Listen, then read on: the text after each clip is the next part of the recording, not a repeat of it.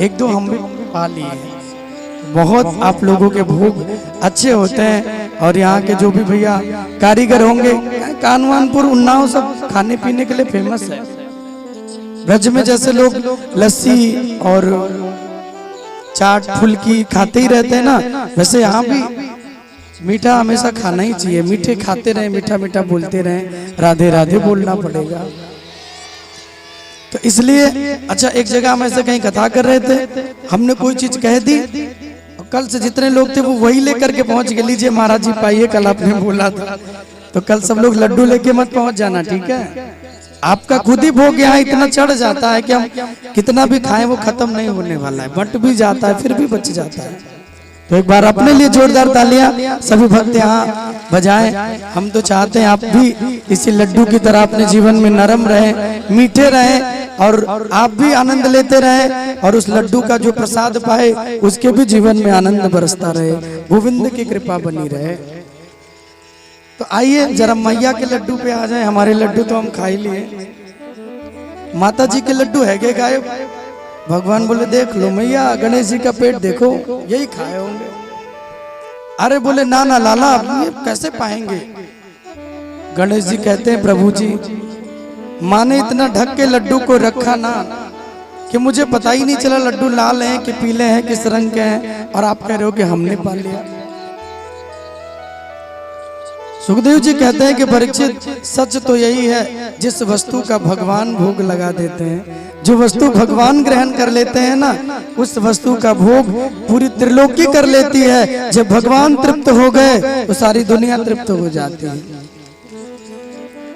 द्रौपदी के यहाँ जब भगवान आए थे, एक साग के पत्ते का कृष्ण ने भोग लगा दिया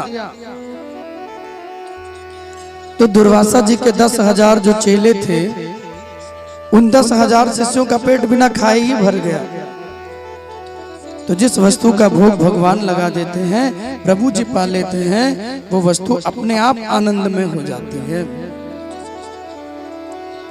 ऐसे सुंदर सुंदर आनंद भगवान देते रहे। और इसी क्रम में एक और लीला भगवान की बड़ी प्यारी हुई, जहाँ भगवान ने कालिया नाग के जीवन में कृपा की। कालिया नाग के जीवन में भगवान ने कैसे कृपा की? बोले जमुना का जल दूषित होने लगा, और जब जमुना का जल दूषित होने लगा तो एक दिन भगवान गेंद खेलने के बहाने गए और उस बहाने जाकर भगवान ने श्री दामा की गेंद को बहुत जोर से मारा। वो जाके उस जमुना के जल में गिरी और वहीं गिरी जहां पे कालिया नाग रहता है, अंदर में वो निवास करता है। जब गेंद अंदर गई तो श्री दामा जी जिद करने लगे, बोले मेरी गेंद मुझे दीजिए, मुझे मेरी गेंद चाहिए। भगवान कहते तुम मत रो, मैं तुम्हारी गेंद लेके आता हूँ। और उस जल के भीतर भगवान गए और जब अंदर भगवान जाते हैं, जल के अंदर जाकर भगवान ने कालिया नाग के फनों को नाथा है। अंदर जब पहुंचे उसे लगा कोई बालक आया है, जैसे ही फुफकारने लगा भगवान उसके फन पे चढ़ गए और उस काली देव पे भगवान ने कालिया नाग के फनों को नाथा। उसे मार देना चाहते हैं प्रभु, लेकिन नाग पत्नियां आ गईं, उन्होंने आके भगवान की स्तुति की कि तुम क्रतुस्तुम हविस्तुम होता सा स्वयं, तुम ही मंत्रो समे दर्भ पात्राणि च, तुम सदसृत्यो दंपति देवता, अग्निहोत्रा स्वधा सौम्य आजम पशु।